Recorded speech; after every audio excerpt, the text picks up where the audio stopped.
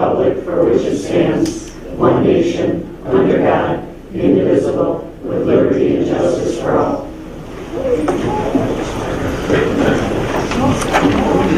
Okay, thank you very much.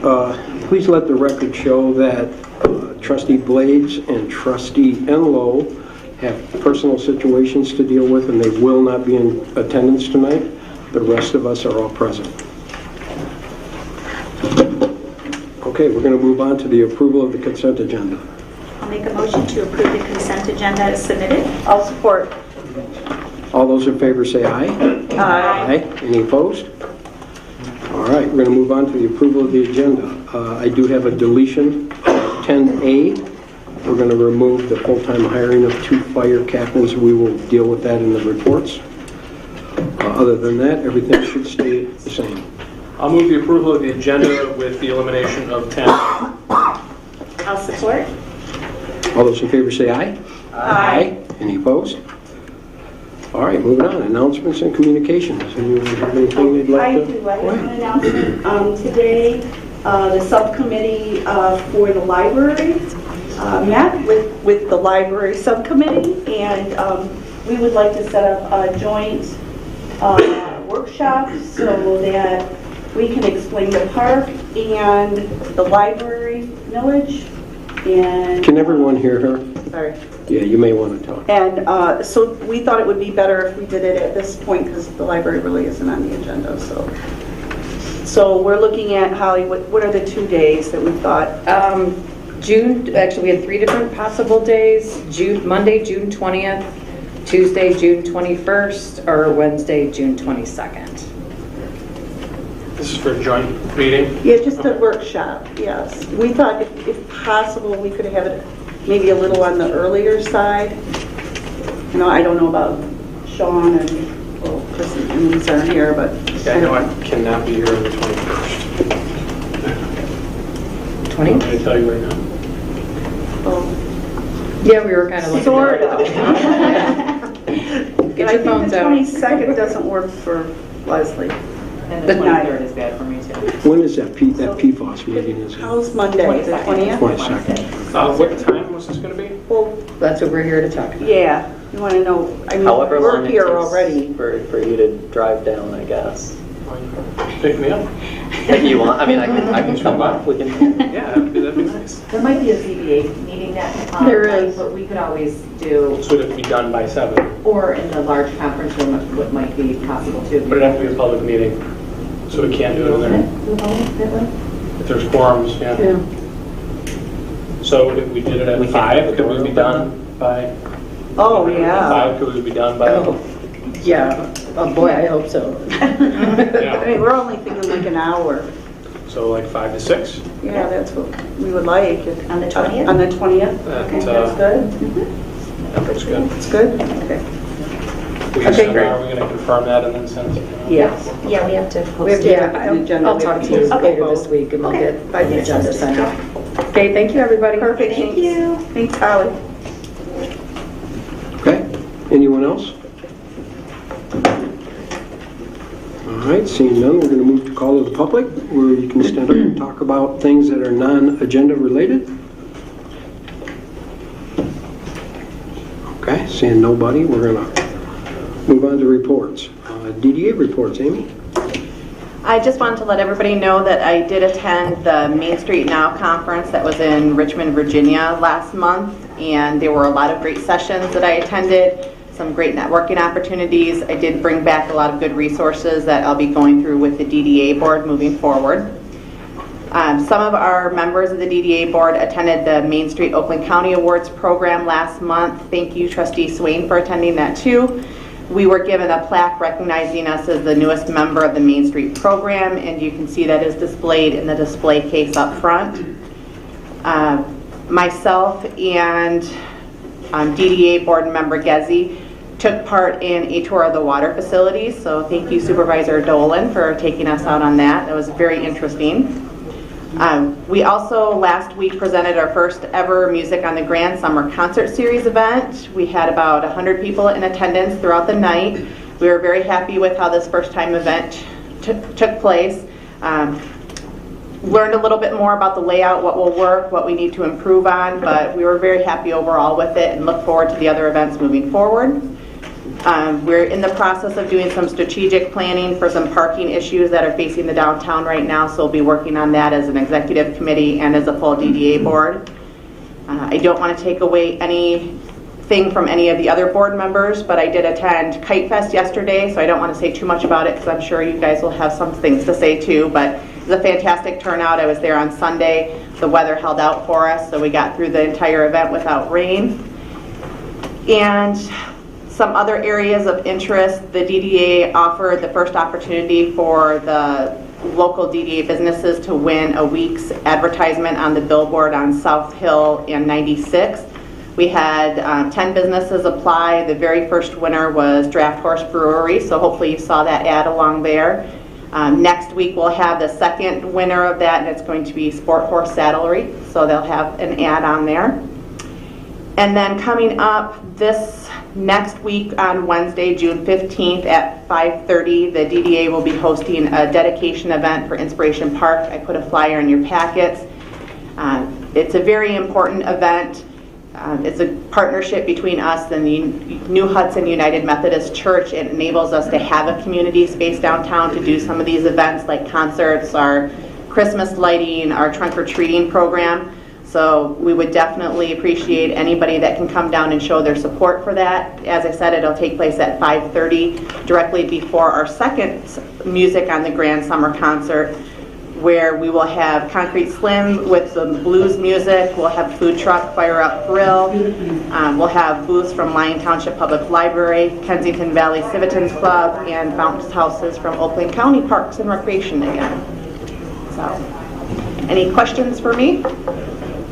Lots happening. Can I Sounds good. Go ahead.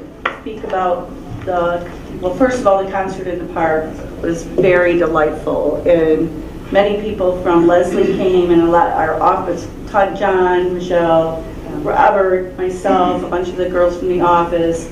We saw a ton of people from our community, and it was absolutely delightful. So, like Amy said, there's another one on the 15th, and it was really well ran, and it was just delightful. So thank you. I wanted to give a little kudos to Amy.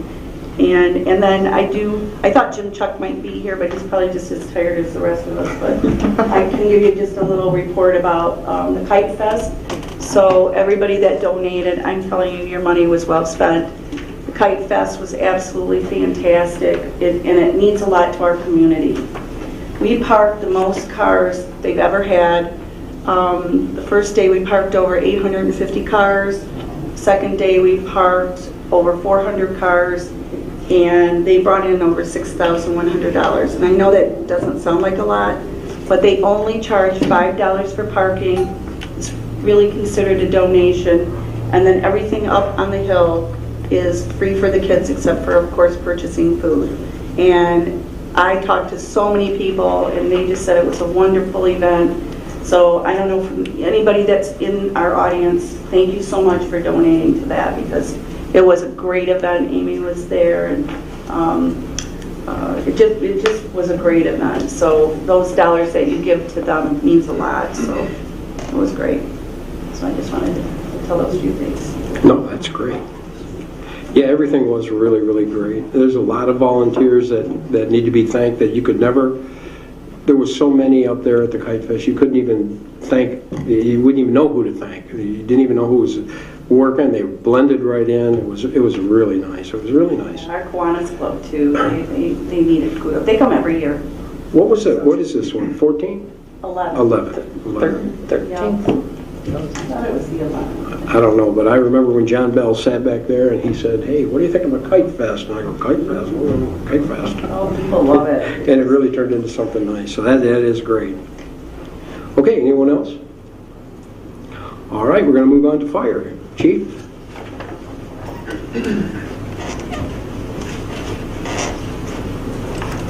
Good evening, everyone. Good evening. Just an update on the run response study with Redstone Architects and Beckett and Rader.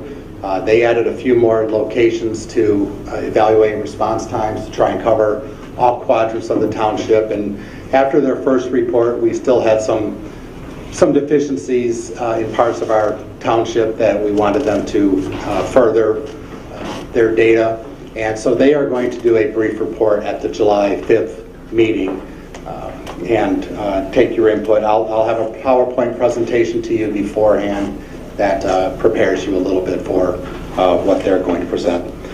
Tonight, after quite a few months of an assessment center process and trying to find 2 captains, I'm pleased to announce that we have brought on 2 captains, and one of them starts June 15th. The other one will be starting on July 15th. I'd like to introduce Carl Peters. Come on up. And he comes to us from the Wayne Fire Department with 19 years of experience. His fiance, Victoria, is here as well, but I don't think she wants to come up. And so it was a lengthy search, and Carl comes to us with a great deal of experience as a paramedic. As you know, we're getting our first aerial, our ladder truck at the end of July or early August, and Carl is trained as an aerial engineer, an operator, and that will be very good for our firefighters and getting them experience. So, Carl, you want to say a couple words? Or? Yep, Carl Peters, wonderful to meet you all. I'm very happy to be here. I'm 23 years in the fire service, like he said, also a paramedic. Been spending a lot of time in the community here getting ready for this position. I gotta tell you, it's beautiful. And everybody here I've met are so nice. So thank you for that. I really look forward to being a part of the team. So thank you. Yeah, welcome. Hey, welcome, Carl. What a pleasure. Does he know how to run a 35-foot ladder? Yeah, I think he's got because we get 100, right? We may even go bigger. So. Yeah, maybe. All right, that's my report, so thank you. Thank you. Thank you. Nice meeting you. Look forward to working with you guys. All right, going to move on to Lieutenant.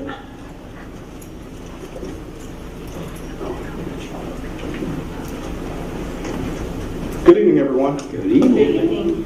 Just got a couple quick updates to cover in regards to drones. I reached out to you about purchasing drones, but the county has shifted their position. I don't have an update at this time on when we'll have them, but you're happy to know that we have several deputies that have been sent through the drone training program, and they are certified to fly. So I will give you an update when we have those in our possession, and then we can start maybe integrating that technology into some of the events that we have here, just to help out. All right.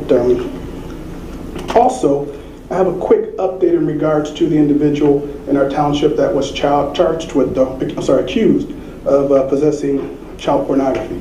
It was just a brief update. The incident took place in November 2019. It was a collaborative effort between our agency and the FBI.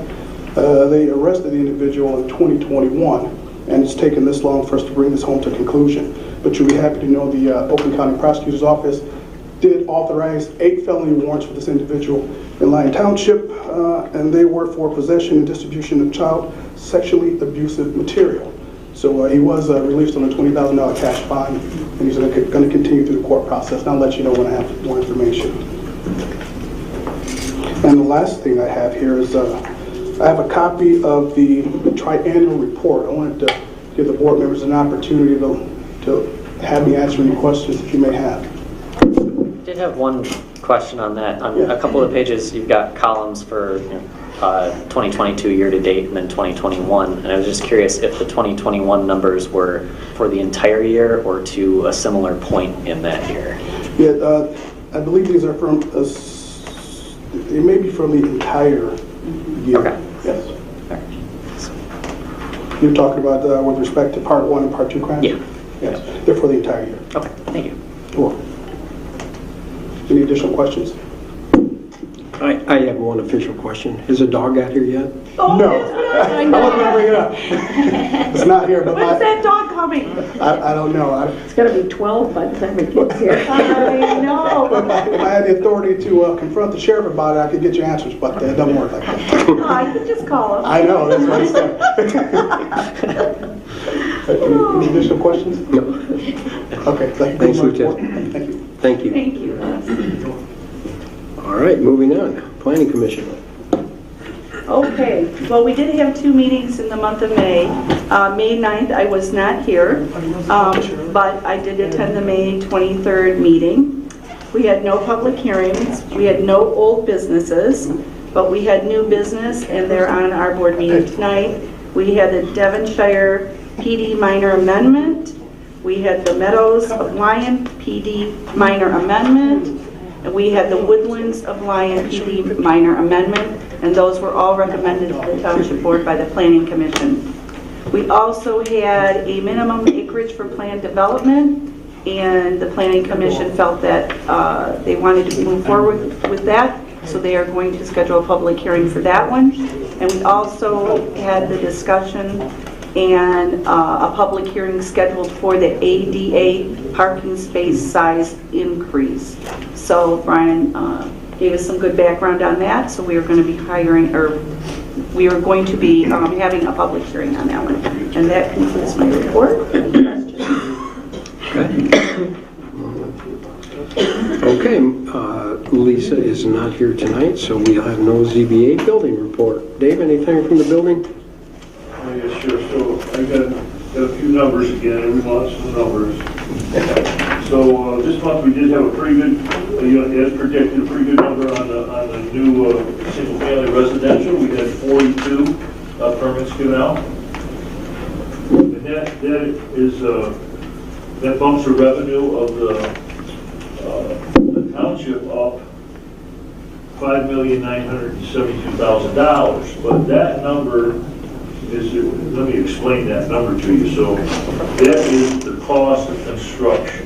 That's not tax assessment. So the tax assessment is going to come in a lot higher than that. You probably know that, right, Kathy? Well, that's up to the assessor's office. Right. So because here's how we value our cost of construction.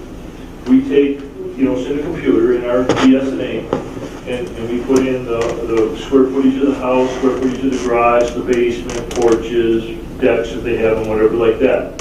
And it spits out a number to us. So that we take that number and we divide that by 0.764, and that gives us the cost of construction. And the cost of construction for an average house, say right now, is about 3,000 square foot, believe it or not. The cost of construction for that house with our formula is $142,000. That doesn't make any sense. That formula is 20 years old. Well, that's why it doesn't make any sense. Yeah, so just so you know, that's what I'm saying. So if based on our number of $5.9 million, you can probably multiply that by 3, at least. So that's, that number's small. And of course, we don't, at this time, we don't need to raise that price. So I don't know if, and I know builders realize that we're kind of low. I mean, for example, a 3,500 square foot house, our permit fee is $1,880. So that's based on that 0.764. So sounds like we need to double it.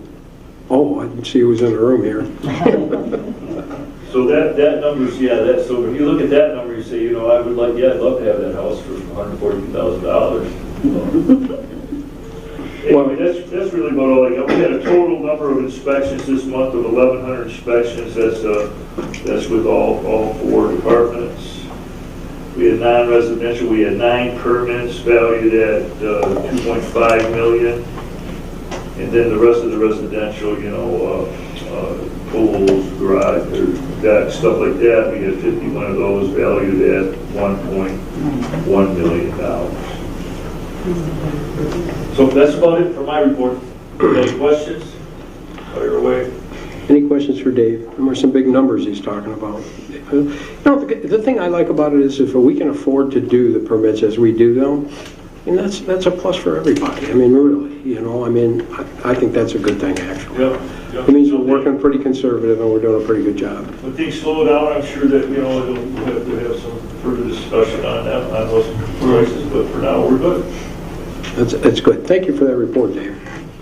All right, we're going to move on to the water, and I will tell you the plumbing in the new softening building is complete. They are working on the electrical now, and boy, there's some electrical in there. So there's a lot of things left to do. I think they're going to have that wrapped up in about a week and a half to 2 weeks, and then they're going to start the testing. They're going to start introducing the chemical and testing the water, and boy, I'm thinking at least maybe 2 months. I'm going to be maybe 2 months. We'll have the soft water turned on. So it's pretty exciting news. And I know you guys will be happy about that too. Selling houses with soft water coming to them. John, I have a question about that. So does that mean that people will be able to get rid of those soft water units? Absolutely it does.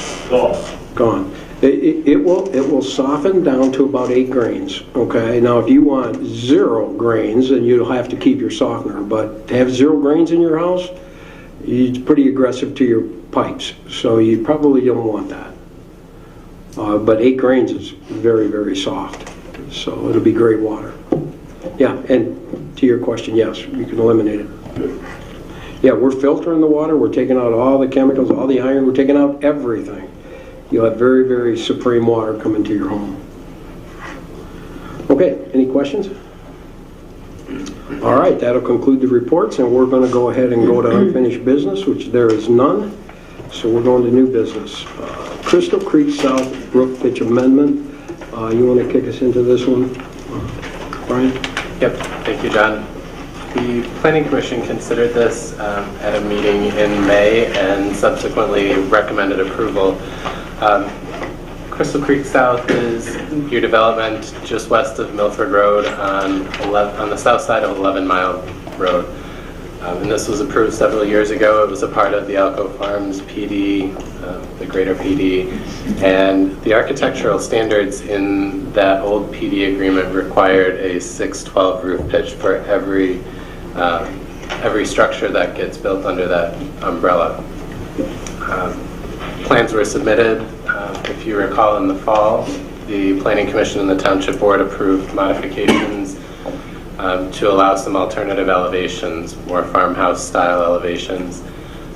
And at that time, the roof pitch was not really considered, although the elevation was updated. The zoning administrator subsequently reviewed some building plans that came in for new homes in Crystal Creek South and had to deny those because the roof pitch didn't match up. After some discussion with Lombardo and administratively and with the Planning Commission, we feel that a change to a 512 roof pitch for these structures is not going to make a significant difference in the elevation. The Planning Commission again was supportive. There's no ordinance standards or violations in this change. We find it very minor and also recommend approval. Okay, thanks, Brian. To me, that's nothing. I think that's an easy one, but did you want to go ahead? I mean, does anyone have any questions about that? It's pretty simple. Okay. Okay, somebody want to make a motion? AP 22-31, I'm going to make the same motion the Planning Commission made, which is in AP 22-31, Crystal Creek South Roof Pitch Amendment.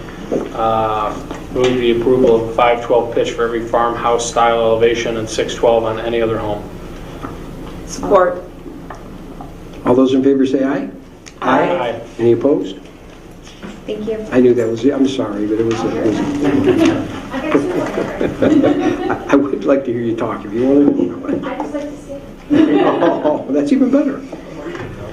Okay, we're going to move on to the Orchard Crossing Plan Development, final review and approval of the Plan Development Agreement. Brian, you want to start it? Or? Sure, I can kick that off. For those of you who are not familiar, this is our 5th official meeting between the Planning Commission and the Township Board, but this is the proposed plan development for reuse of the Irwin Orchard property. So a portion of the existing orchard will be converted into 121 single-family homes. That's on the south side of Silver Lake, as we're looking at the map.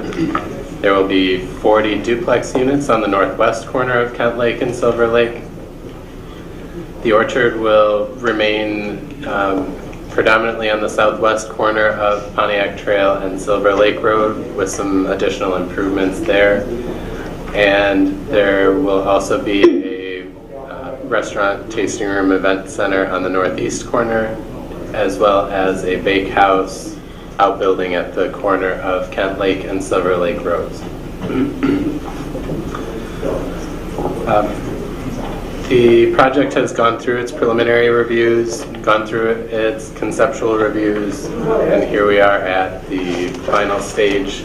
The Planning Commission reviewed the final PD plans in February, and since that time we've been working with the applicants on the plan development agreement and finalizing that to the best of our ability as staff. So there's just a few items that I had called out back in my February 25th review letter that I think are worth mentioning to the board again as we consider final approval.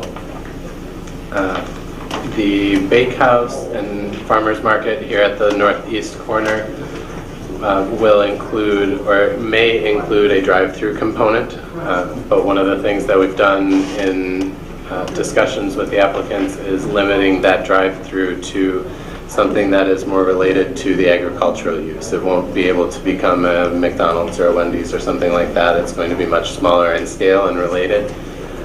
So the Planning Commission is going to get a crack at that when it comes for final site plan review for that specific element, and they can determine that all of the appropriate traffic measures and anything along those lines are taken care of. So we feel that that item is taken care of.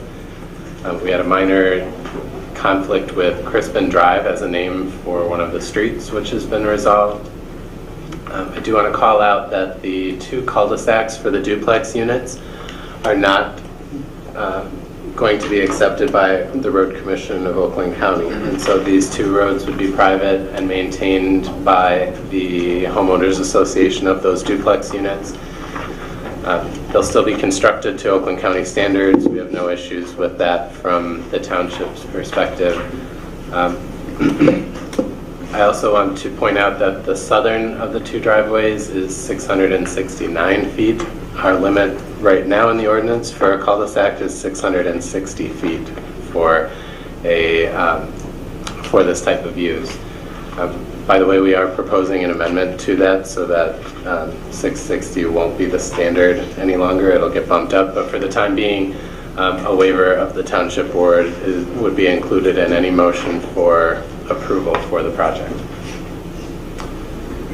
Our final note in that review was that the plan development agreement must be in its final form before final approval, and that plan development agreement was in your packet. If you have any questions about that, please feel free to let us know, but from the staff's perspective, all of the comments of the Planning Commission and the Township Board and staff have been addressed in that agreement, and we think it's in good shape. If there's anything that needs to be modified, this is a first reading if you choose to approve this evening, and so we could bring back any minor changes you need to at the second reading. With that, your motion, if you choose to make it, would be approval of the final PD, and again, this would be your first reading. Thank you. Thank you, Brian. Any questions for Brian? Leslie, you have anything you want to add before? I would just like to refer to our June 1st review letter, which is in your packet, and should the board take action tonight, I would just request that it be conditional on our review as well. But I don't have anything significant. The applicant has addressed my concerns throughout the process. Okay, any questions? I guess I would just add too, but that's allowed tonight. The final PD agreement may not be the one that's actually in the board's packet because we did some additional changes and I provided those later on October 1st. So you do actually have a copy of the final PD, but it's probably not the one that's shown online. June 1st. June 1st was the date on that? Yeah. Okay. Did you get that?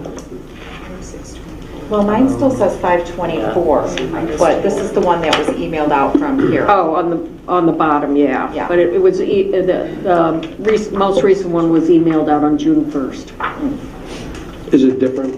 much different from the one we No, had? all I did was incorporate some questions did some revisions based on comments I received from board members, engineer and planner. So. Okay. Okay. Leslie, I had a quick question. So we received some comments from neighbors, and the most common theme was, well, two things. One, that they really want Blake's to be there if this is going ahead, and it seems like that is the case because the next item on the agenda is to approve a license to allow them to sell alcohol, so they're probably moving ahead. The other is obviously environmental. Traffic's always a concern, but the last few items on your list, and the applicant says the applicant's acknowledged some of these items, but we don't have an environmental remediation plan yet, and it says it'll be supplied to you prior to construction. I don't know how far you're comfortable with kicking that down the road. I mean, there has to be a second reading. I don't know where I don't know what the status of that plan is, but I'd hate to put that all on you. This has been a big process. There have been a lot of people involved over many, many months, and now something that's so important and possibly impactful, though I'm sure it's going to be properly addressed, really falls on you. And I don't know if you're comfortable with that. I don't know that. I don't want to put you on the spot, No, but it's fine. does it need to come back here so you're not just hanging out in the wind? No, it's just by really, yourself? it's really the applicant's responsibility to follow their due care plan, which is developed by their environmental consultants. So we have required to receive a copy of it. We'll review it. We're going to have a whole environmental pre-con before mass grading and utility construction so that the other soils don't get contaminated. And the contamination is really limited to arsenic. So I am comfortable to answer your question. Everything will be on file at the township. Everything will be documented in the PD so that if somebody's moving there, or they'll understand that it's being removed from where the residential homes will be, and it's being encapsulated in a berm between the residential homes and the orchard. It's completely legal, it's safe, it's approved by Eagle, and it'll meet all of their criteria, and they will also have to submit a plan certifying that it has been followed. So their environmental consultant's really the one that is responsible to make sure that they meet all of Eagle's requirements. And the building department will have a copy too, of course, in the planning department. And I appreciate you getting into some of that. That way people kind of understand what the process will look like. But the one question I think that should be addressed too is, at what stage will, just so everybody understands, at what stage will this remediation take place? Before anything else happens, before any other construction takes place. So the reason why we really kind of insisted on an environmental pre-construction meeting is to make sure all of that is cleaned up first. That's going to be the very first step before they can even do any other work. Then we have to have another pre-construction meeting for mass grading, although there's going to be a lot of earth movement with the environmental portion, and it would be monitored very closely by their environmental consultant who signs off on it. And we'll accept their reports, and they'll be submitted through Eagle.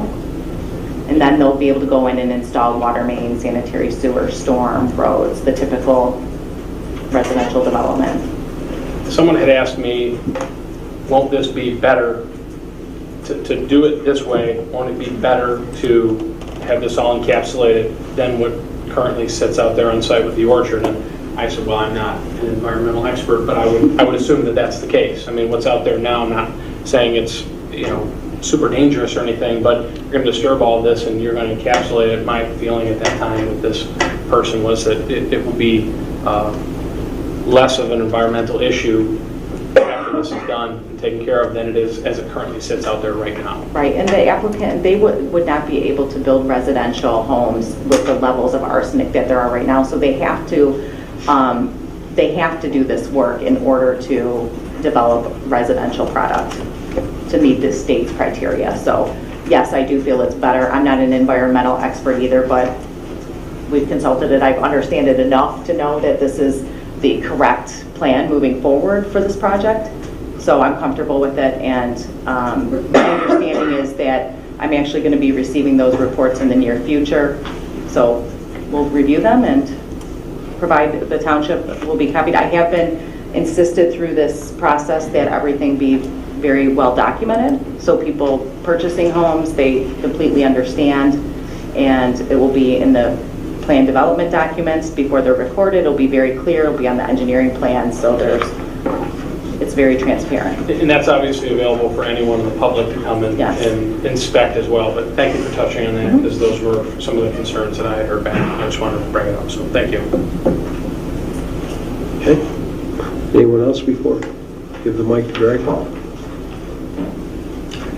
right. It's all yours, Greg. Thank you. I'm not sure if that's working or not. It is. Just minimize that little window in front of you. I need the technical support here. There you go. So, good evening, everybody. I'm going to make this very short. You guys have a busy agenda tonight. I think you've got 12 items on it.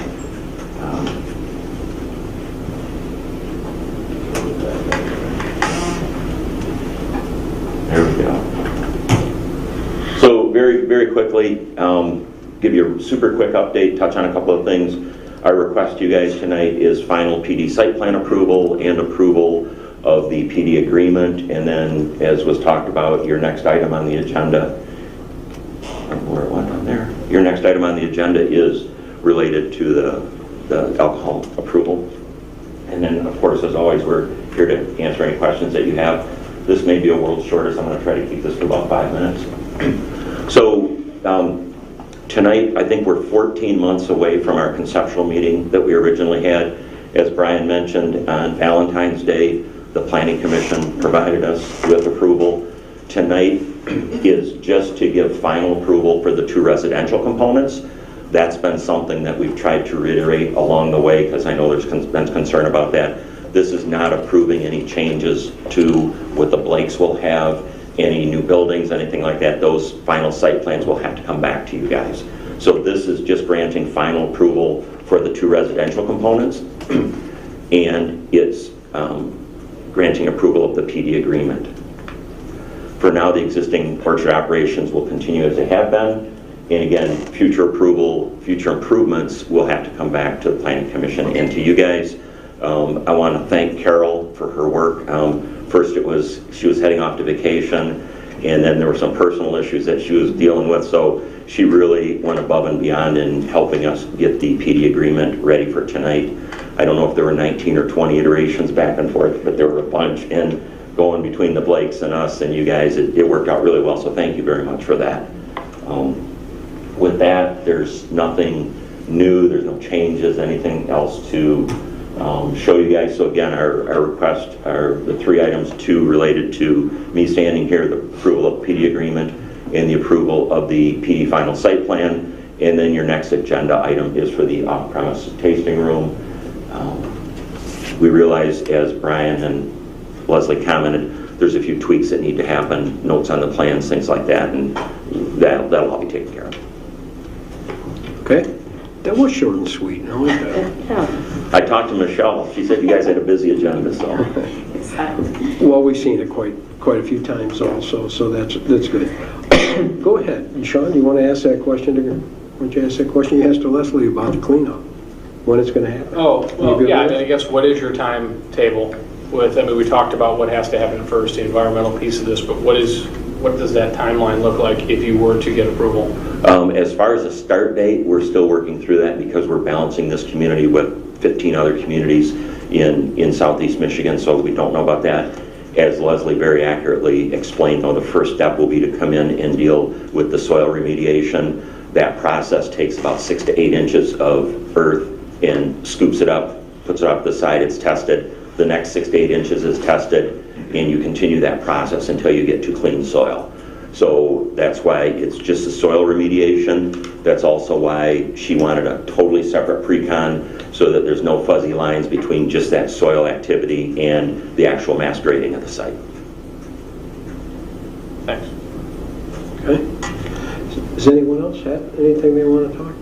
I do. Go ahead. Okay. First, easy thing, just quick thing for Carol to clarify. When we say in the agreement, the supermajority being required do we need to clarify a number, or is it just understood that that's it's 5 out of 7. Okay, Yeah. all right. Does it say 5 out of 7? It does. That's what a supermajority Okay. is. Majority can be That's, I would say two-thirds or it could be. three-quarters, so I'd Well, in the like to- Michigan Zoning Enabling Act, it's 5 out of 7. Okay. Yeah. Okay.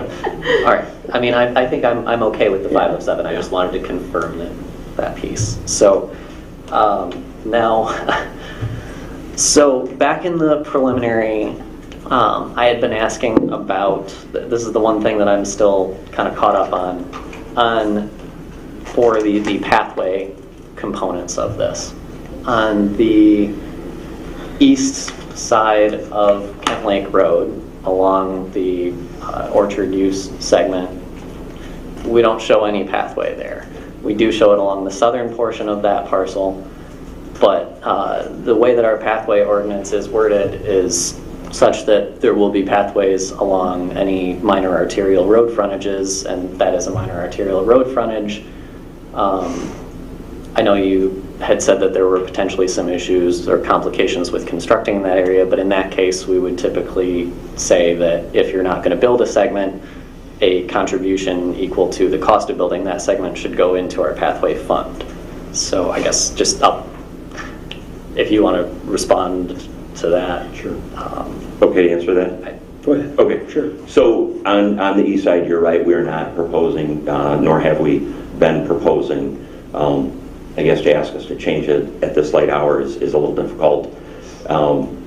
But part of the PD agreement provides for public benefit, and had we not had a lot of other public benefit, that contribution may have been a public benefit. With the other public benefits that we're talking about, with the sidewalk to the school, with the sustainability of the Blakes now coming in, with the other things, we just don't think that that's necessary.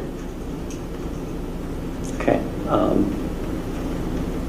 All right. I mean, obviously, I would still like to see it either constructed or that number.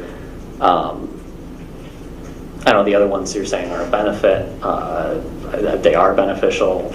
I guess possibly I would be curious to see if perhaps if the off-site pathway improvements that you have proposed, how that balances out compared to the cost of this. Because I could see your argument if the construction of those segments is more valuable than what it would cost to construct this segment. So I don't know if maybe somebody can run some quick numbers on that just to tie this off. Otherwise, it just seems to me like we shouldn't be just waiving this. But that's, obviously I'm just one person, but thank you for the answers though. Sure. Anything else? No. Okay. Go ahead. Can we talk about the intersection improvements, the road improvements? Sure. And so really what the timing, because I know that is one, you didn't mention it, but I think your contribution, or you're taking charge, I think, and it's a contribution from us toward the total cost that you'll be incurring for reconfiguring that intersection, correct? Or? Yes. The intersection of Kent Lake and Silver Lake, we've got plans in, and if not approved, very close to being approved with the Road Commission for Oakland County. In the PD agreement, I was joking saying how many there were, but in one of the several iterations back and forth, it was finally agreed that the intersection improvements would happen with the very first phase of whatever development starts. So as far as that timing, I can't tell you when that date is, but I can tell you when we're ready to break ground, the intersection improvements are an obligation that have to coincide with that first phase. Yeah, that's a rough intersection. Those improvements have long been needed, and I think it was this project being kind of on the radar and the fact that someone else could pay for the majority of the cost that held us off from just doing it ourselves, because it's a mess. And costly. And costly. Okay. Did you want to say something? No, I've seen it too many times. Yeah. I'm just ready. Well, I do have one thing. I think that of all the projects that we've seen, and I said this before, they've come with major density on this piece. The other ones have been trying to sell it, and it's been frustrating for them because they want to retire, and you know, it's not always about, it's about everybody in the community. you guys have brought something to the table that I think is really something that is really rather nice. Everyone's asked for the orchard to stay. You guys went out and you got the Blakes to come in. Now, who could ask for a better orchard producer other than Irwin's, right? Other than Irwin's, we have the Blakes coming into town. And I do hope that's all signed up now, right? You guys are in. Yes. So, okay. So, I actually believe it's a win-win-win for everybody included. The orchard stays, we wanted that. The density is now in the rear, it's not going to be up front. You're doing a beautiful event center across the street. You're putting sidewalks in already, a lot of sidewalk, and the sidewalk doesn't bother me on the east side at all. I'm just saying my piece. You're doing a lot of improvements, and I think the biggest benefit that you could give us is the orchard. And just to have you keeping the orchard there is so important to this township. And they've said it over and over and over and over. Every meeting I've sat in, everybody wanted the orchard to stay. It's staying. Congratulations to you guys. I think it's a wonderful development. I think it'll be great for our township, and thanks for keeping the orchard. And that's just for me. Okay? So anyone else like to say anything? John, I also want to point out along those lines, there's 111 acres of open space in this project. I'm just saying.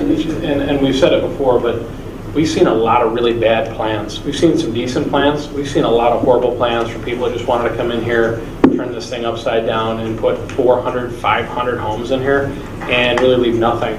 And so this is light years ahead of anything we've seen. I mean, no one disputes the fact that the Irwins have the ability to sell this property like any of us have the ability to sell the place we live in or the business that we run. That's not even American. So the thought of that is really to think that they should be forced to keep running their business is absurd. So something was going to happen here, and it's just a matter of what.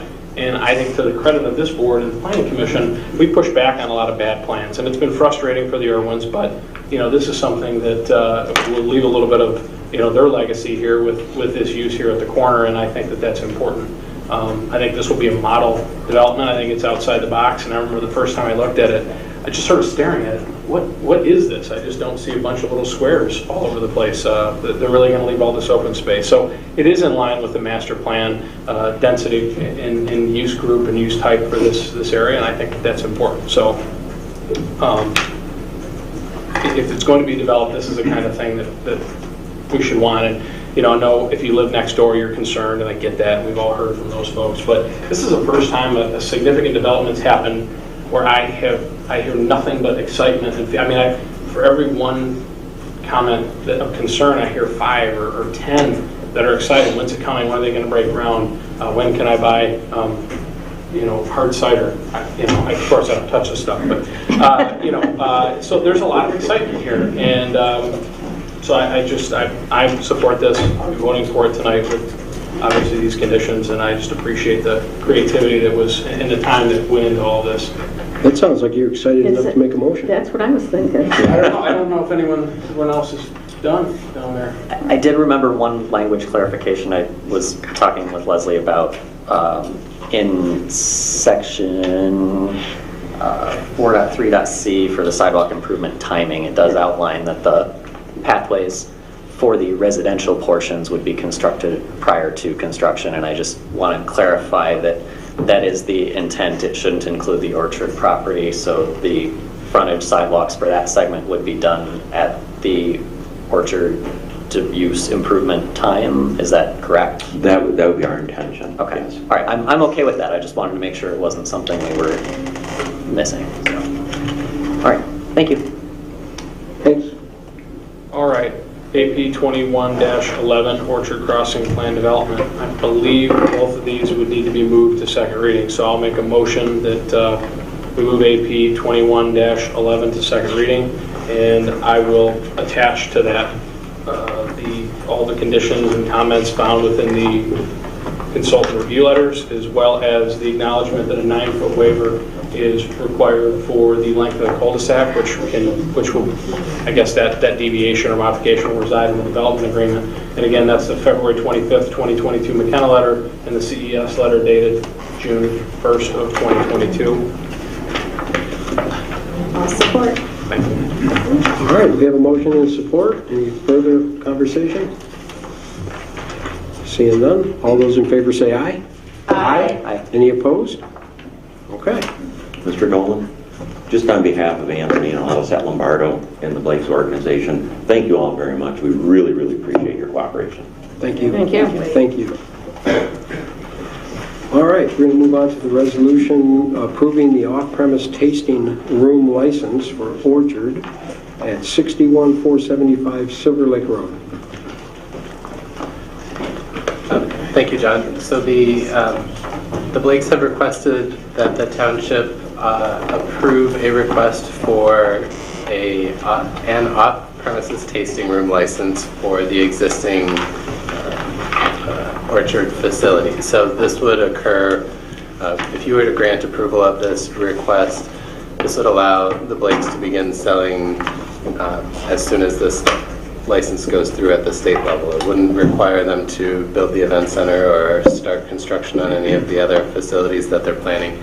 It would allow them to serve full drinks at the tasting room at the Orchard facility. So, as I understand it, this license does not take away from your other available liquor licenses, and so it really has no impact on our plans for those in the future whatsoever. This would be, if you choose to move it forward, approval of this resolution, which would allow Clerk Cash to sign this approval and send this off to the state. Okay. This is a simple one. Anyone have any questions? No?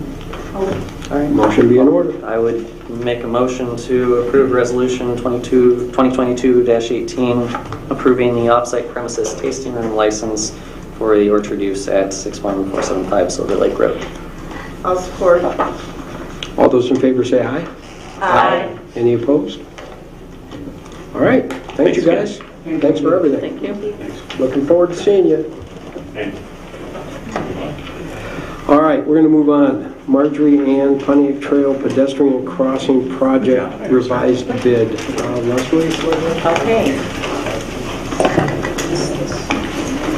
Just to give some background on this project for those of you who may not recall, we originally estimated the project, this is for the crossing, the sidewalk crossing at Pontiac Trail at Marjorie, which sees a significant amount of pedestrian traffic due to the elementary school. And this is a project in conjunction with the city of South Lyon. And originally we had estimated the cost of construction, and once we sent the project out for bid, they came in significantly higher.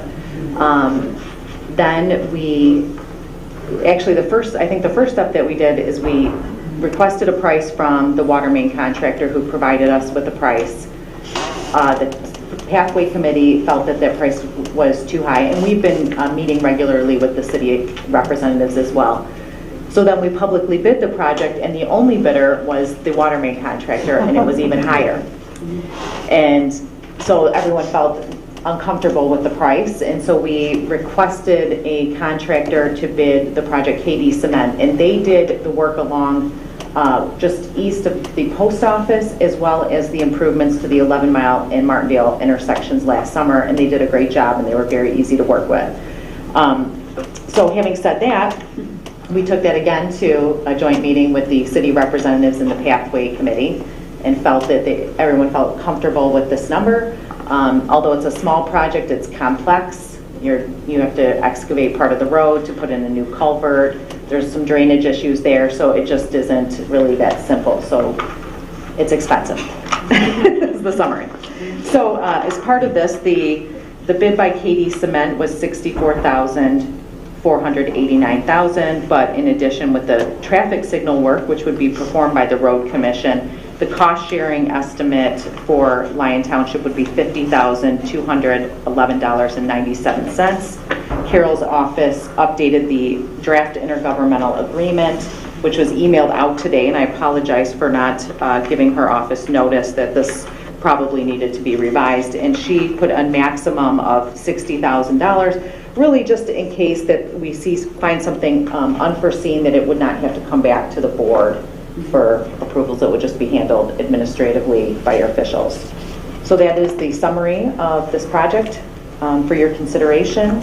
And if you're comfortable with the bid provided by KD Cement, we could also, I think a motion would be appropriate to award the project to them.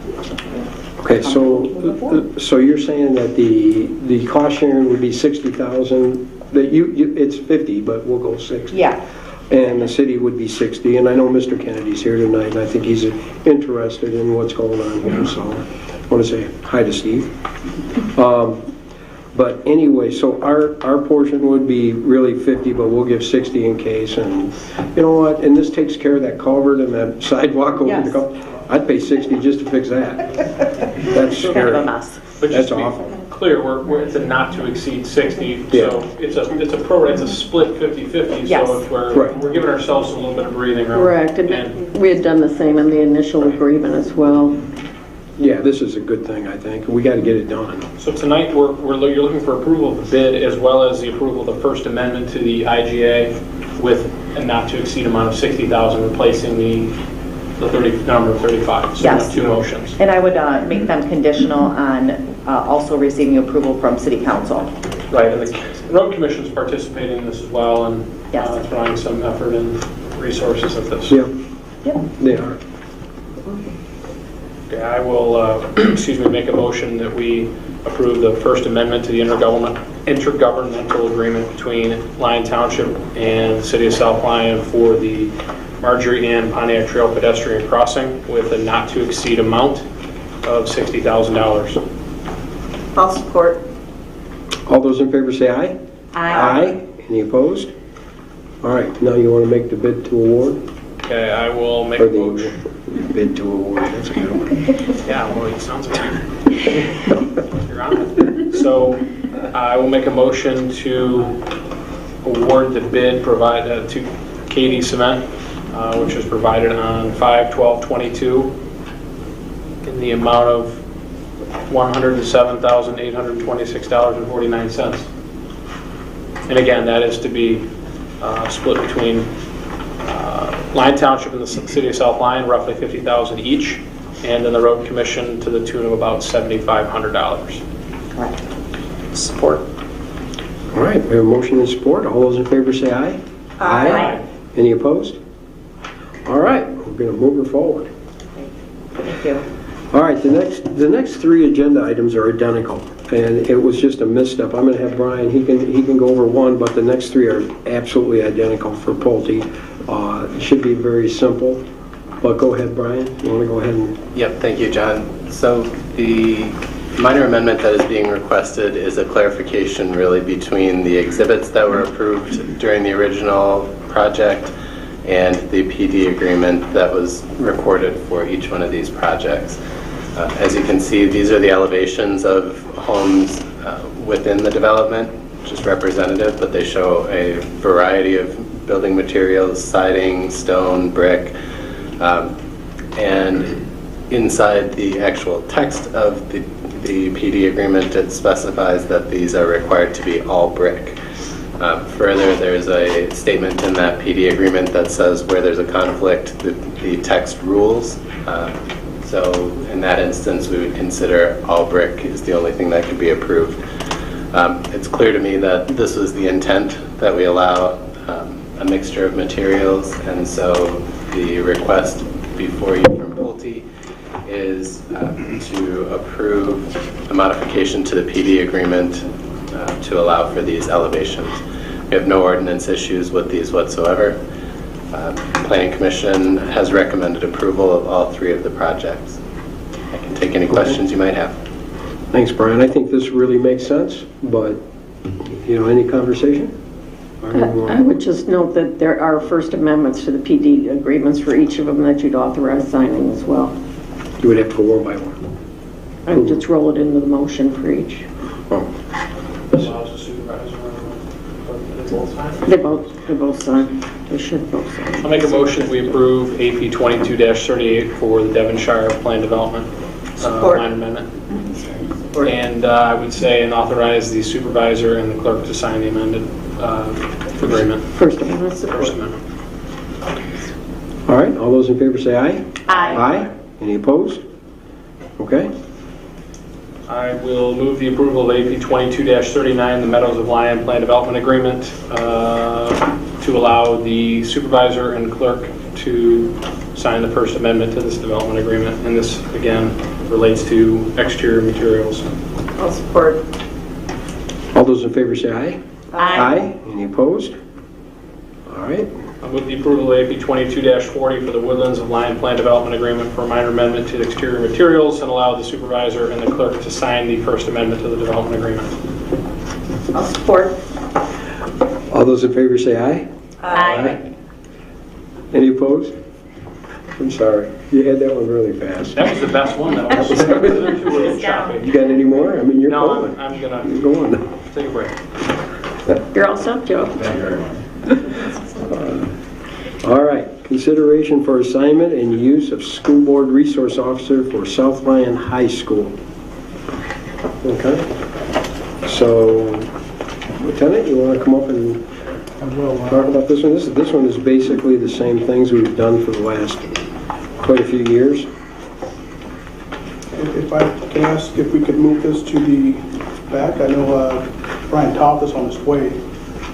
Oh, he was waiting, that's right, he had a meeting Yes, he tonight. had a meeting, Can we just go spoke with ahead Steve and- via text, and he said he's on his way. So Okay, I so- can handle it, and can wait. I would, Is there any, Yeah, he wanted to I mean, come. is there? He wanted to be present, so Okay. can we go on to Kay for you? Yep, okay, for Amy. Thank you so much. Take this out of order a little bit. All right, so we'll go ahead and put them on the end, and we'll go to the resolution 2022 approving the amended bylaws to the Downtown Development Authority. Yes, on January 1st, 2019, PA Act 57 of 2018 officially took effect. And basically, this is an act that consolidates tax increment authorities under one statute and allows for the establishment of new reporting requirements for DDAs. So during that time, we've taken the opportunity to go over the DDA bylaws and make some updates so that we are incorporating those provisions so that our bylaws are consistent with the PA Act 57. So we did also take the opportunity to make some minor changes to the previous bylaws. Of note, we made some changes to the terms of office appointment dates to coincide with the calendar year for both the board members and officers. Some additional changes included the allowance of non-board members to chair subcommittees, conditional that they require a board member to be active on all subcommittees. So per the DDA ordinance, the Lyon Township Board of Trustees must approve all bylaws and changes. So at the May 22nd DDA board meeting, we amended and adopted their bylaws, but per the ordinance, we are looking for the township to accept those bylaws and adopt and amend them tonight. Okay, thanks, Amy.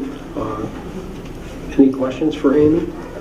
got a couple things I found in here. I apologize I did not have time to type these back to you. Yep. There were a couple just typographical things that don't really matter, but of substance, in Article 1, Section 2, you're still referring to PA 197, which is now repealed. In Article 3, Section 3, I know this was in the original text, but somehow we missed the staggered term start of the 2 that had 3 years. Because it should have been 2 people for 1, 2 people for 2, 2 people for 3, and 2 people for 4 for the 8 directors. So I don't know, I think we should probably insert that just so we know that our staggered term dates are all set.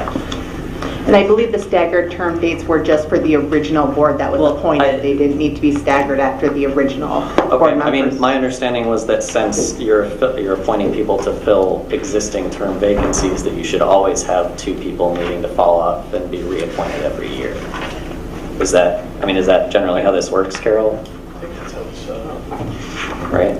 Yeah. I thought it was what Amy said. It was to get it off the ground, you stagger everybody, and then after that, they roll into full terms with the 2 years. Right, I'm just saying that without that, this is just to clarify that there are 2 people that would have had those end dates, because right now that section is just saying only the initial term lengths for 6 of the original members, which leaves it ambiguous as to where those other 2 belong. Because some of the appointments, though, were either people stepping down, we don't always have 2 that expire at the same time. But we should, according to the way this is written.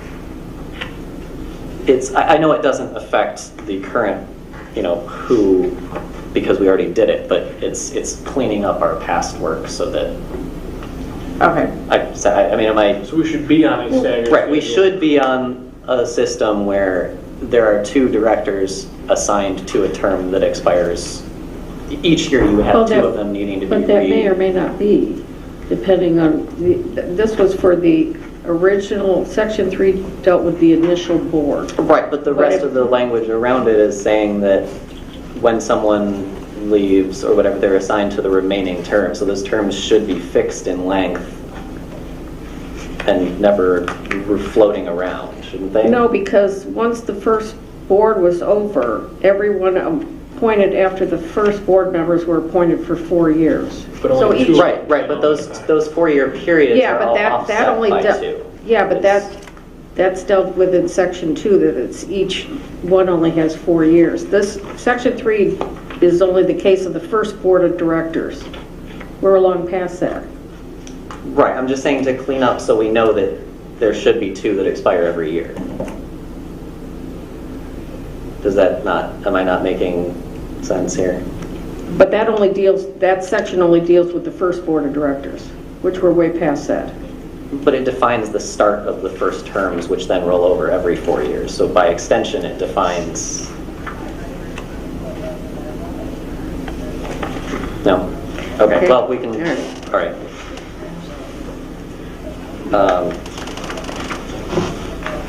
Anyway, those were the. Will it make a difference if you put that in there?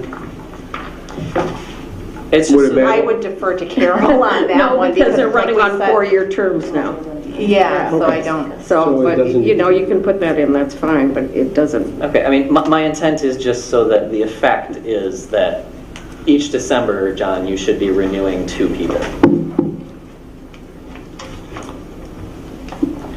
I don't have any one way or the other, so I guess Carol, you could take the board. If you think we don't need it, that's fine, but We don't really need it, but we can put it in.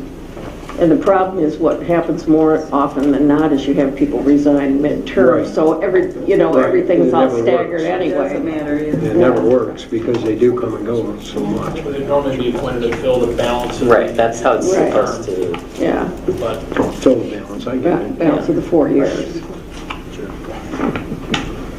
Well, it doesn't matter to me, but I mean, it's just a cleanup thing, is all I was saying it for. Okay, any other questions about it? Somebody want to make a motion to move it forward? I'll make a motion to approve Resolution 2022-16 with the changes that Trustee Swain, items of clarification that Trustee Swain brought up this evening. Support. All right, all those in favor say aye. Aye. Any opposed? All right, we're going to move on. Approval of the contract between Oakland County Equalization and Lyon Township. This is our assessing services. Just the normal. Yeah.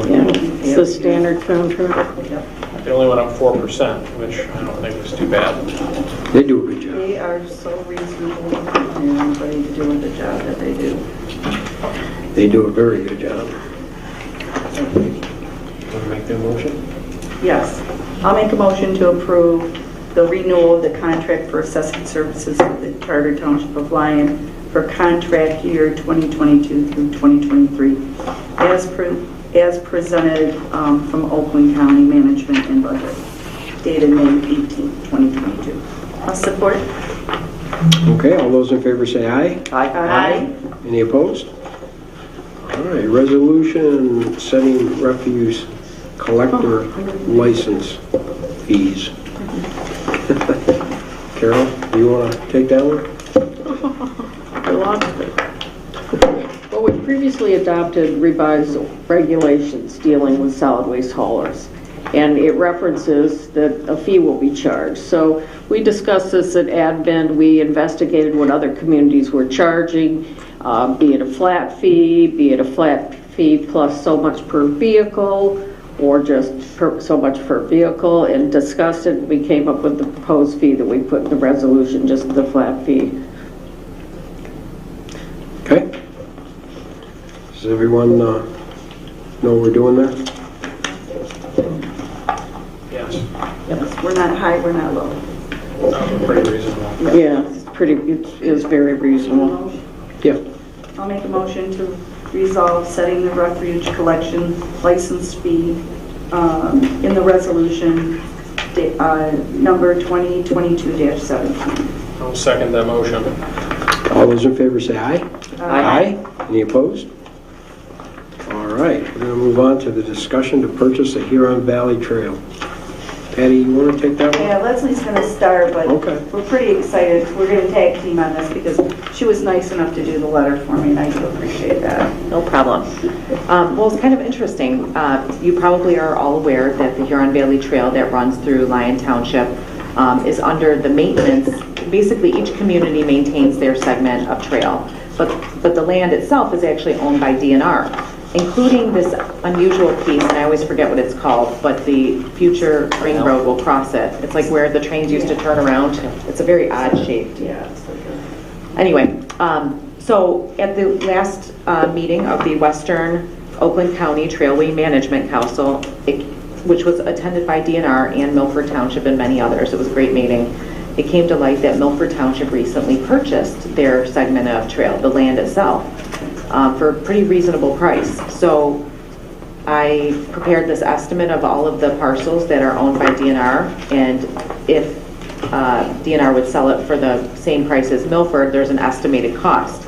But I just do want to caution that their actual application states that an appraisal would be required, and the cost of that appraisal would be borne by the township. So although there's an estimate in here, we're not really sure exactly what that number would turn out to be, but it is an exciting opportunity, and there definitely are some positives for it, including a future project that may cross it that would require acquisition anyway. I had a very lengthy discussion with Nikki from the DNR and also Don Green, the supervisor in Milford Township. And I think that it would be a great thing for us to own our own trail. We won't have to get approvals for anything we want to do, because anything that has to be done that's on the trail, it has to go to the trailway first, then it has to go to the DNR. You have to wait for them to come back. I mean, anything.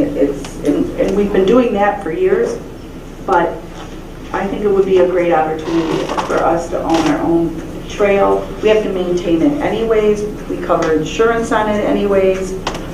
This just helps us set our own basically rules, or if we want to pass, or like Leslie said, cross our trail, we have to get permission to do that. So anyways, so Nikki said it is processed, but I didn't want to even start it without getting permission from the board, because I don't know if you feel the same way like I feel. You may not.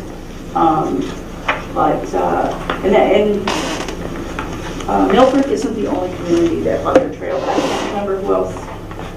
Nikki told me a couple people bought their segments. I'm not sure if Wixom owns theirs or not. Yeah. So just a real quick question. You're saying the property, I don't want to say too much. That's part of it? Yeah.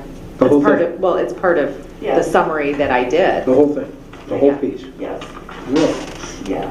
Gotta look at. But we have to, yes, we have to go through, and there might be some fees, because I'm sure legally we'll have to use Carol, but I think we should own our own trail. I just, that's how I feel, but it's totally up to this board. I didn't want to spend any money until we asked you guys, so. Price doesn't seem high. I just didn't know that there was. We have a lot of trail. Well, we've got about 40 acres of trail. And so you're what, 62,000 plus the cost, so I just. Do you think that sounds high? No, I don't, but I think it sounds low. That's what I I don't know, so what else, I mean, it's not like you're gonna sell it on the open market, so we already can use it. You just said we maintain it, we insure, we already pay what we're gonna pay anyway, why do we need to buy it? They're not gonna do anything with it. Do we really need to spend 62 plus however much to own it? I mean, that was my initial thought, when you talk about having to cross it and needing it for potentially other road or pathway projects, you know, that there's going to be some expense. Sure.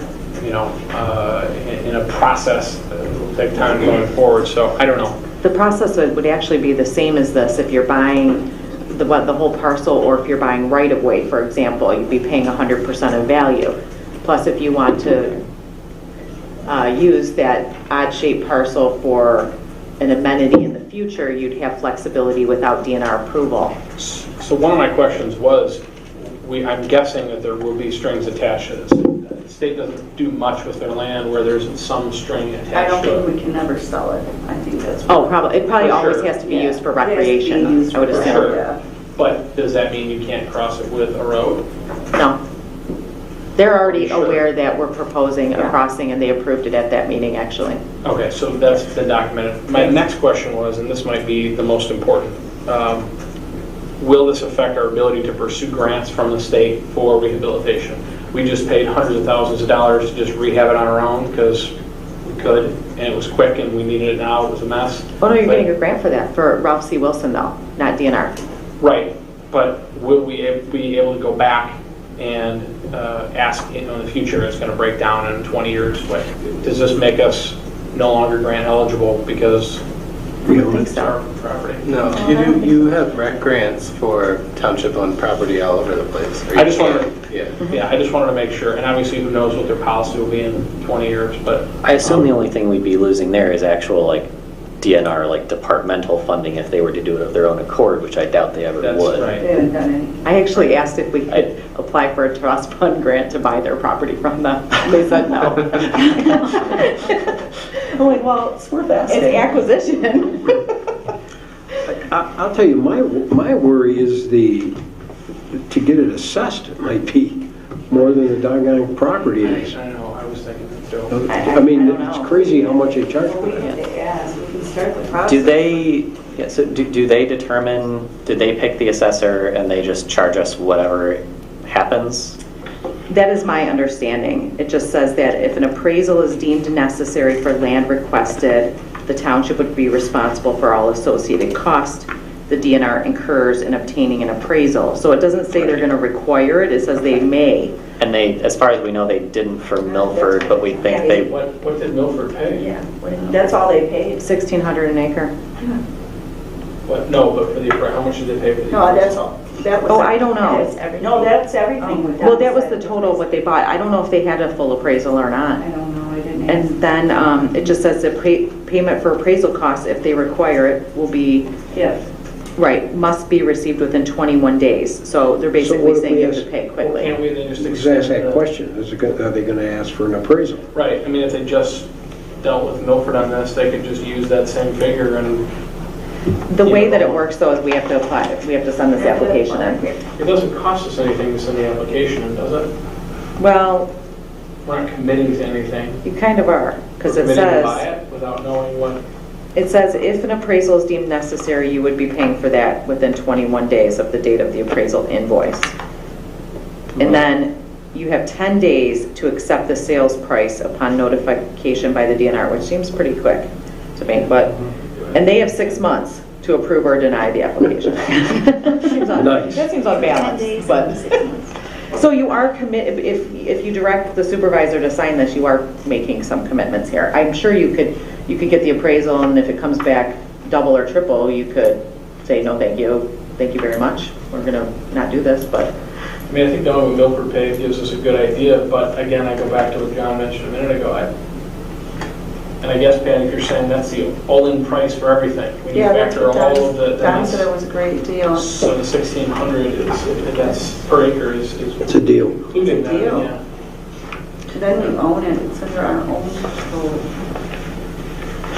Well, if we want to do something else with it, I mean, still, even a path, we want to put other amenities out there along the way. We don't have to do all of that. As it sits, does the DNR have to approve minor things like signage, or we want to put a bench along it? Oh, right now, yes. Okay, all right. I wasn't sure how much flexibility we had, if it was just the easements. Even when we had the parade with the, to block it off for that's right. Oh, yeah. the pet thing, we had to notify them. Because it's really not our problem. Okay, I mean, if that's the level of things that we're talking about, then I think I can justify this. I was on the fence not knowing. Bike parade, there's so many things we could do with our trail, but we're still obligated to get permission because it's truly not our trail. And your lease is what, is it 20 more years or something like that?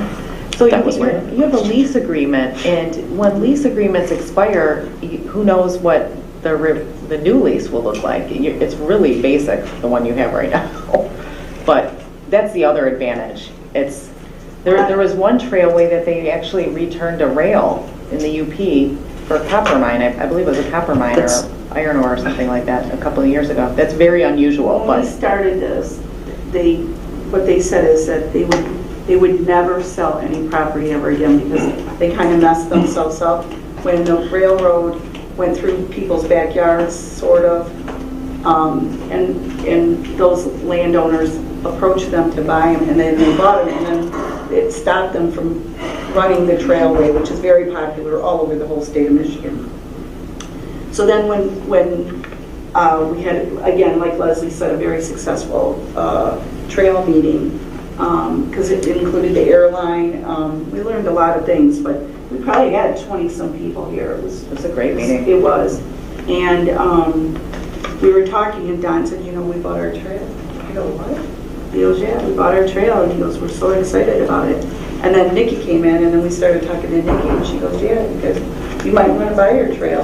But she goes, we will only sell it to you. Like, that's it. They're not selling it to the public or a private entity or the municipality. And it kind of takes, now we have it under our control totally.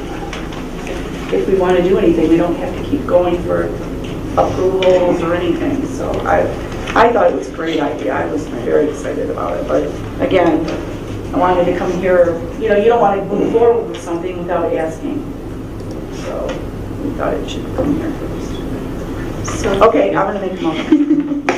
I'm going to make a motion to move forward with the purchase of the Huron Valley Trail, if it's reasonable, with the supervisor signing the application to move forward to investigate it. Support. All right. All those in favor say aye. Aye. Any opposed? All right. All right, that concludes. We'll move back to the SROs. So we have the first one is consideration of the SRO for South Lyon High School.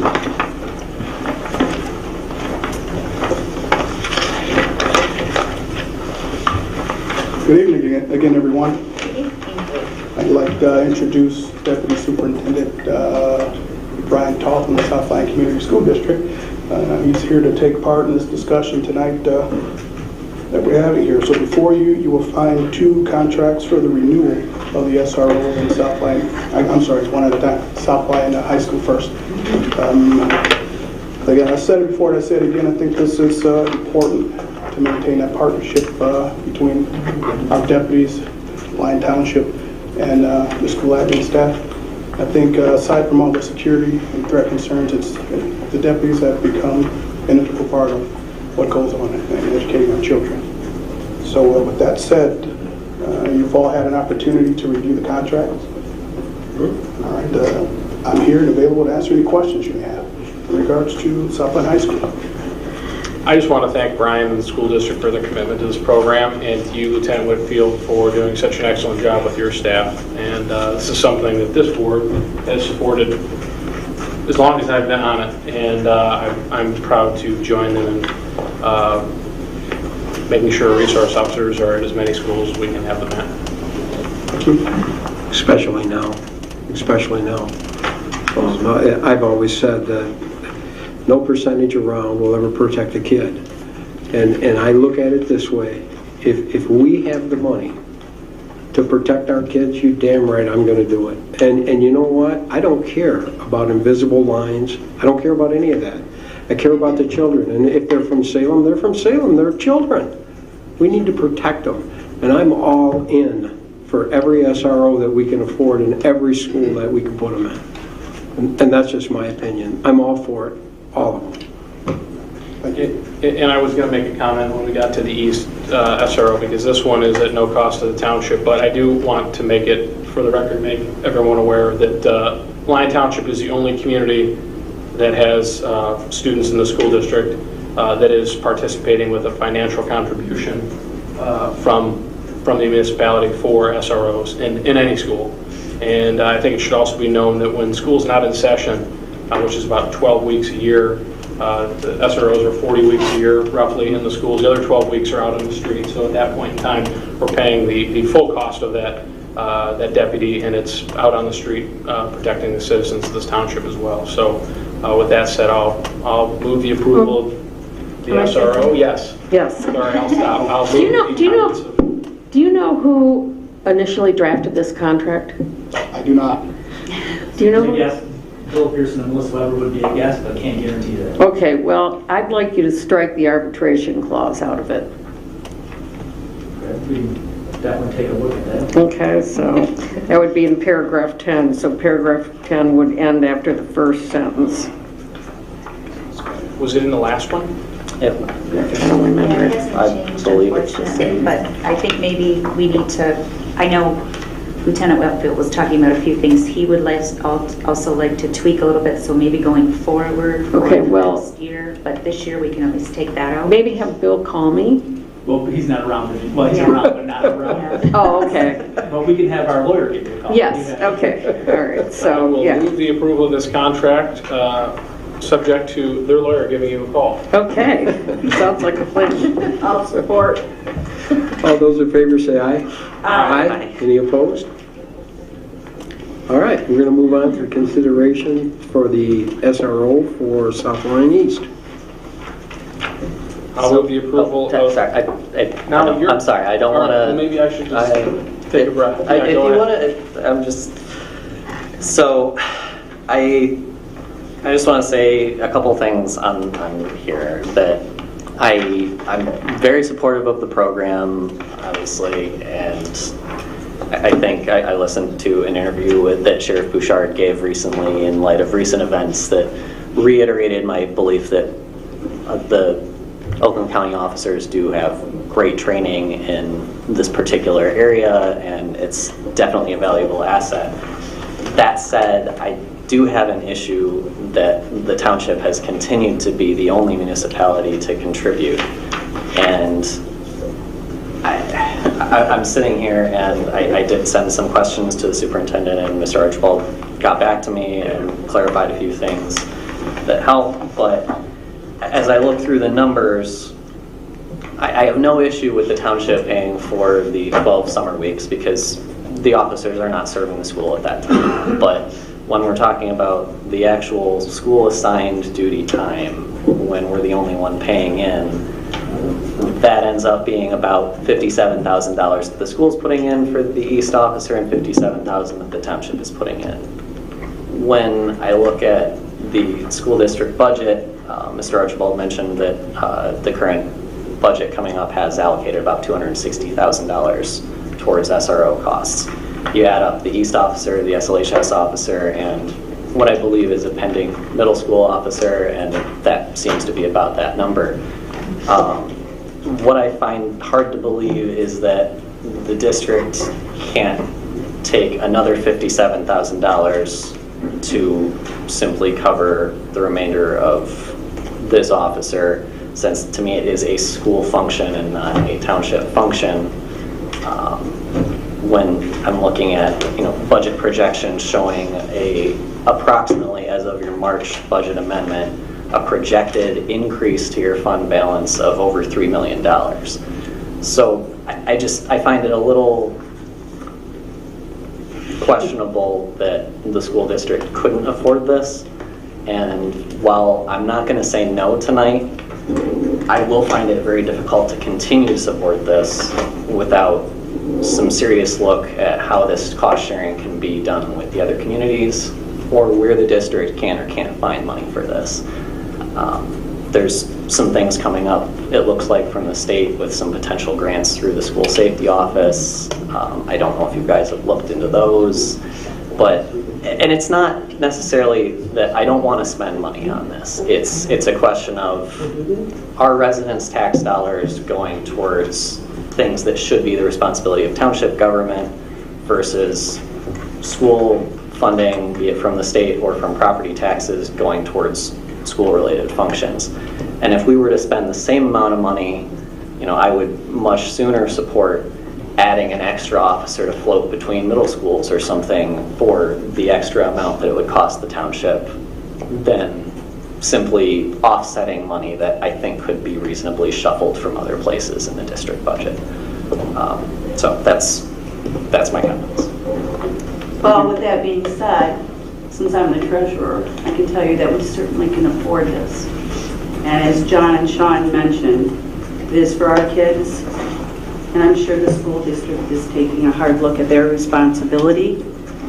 But in these days and times, if the township couldn't afford it, there might be a discussion, but there's no discussion in my mind tonight. I'm 100% behind it. I don't care what the other communities are doing, if they're supporting it or not. Like I said, like John said, there's no fence between our kids.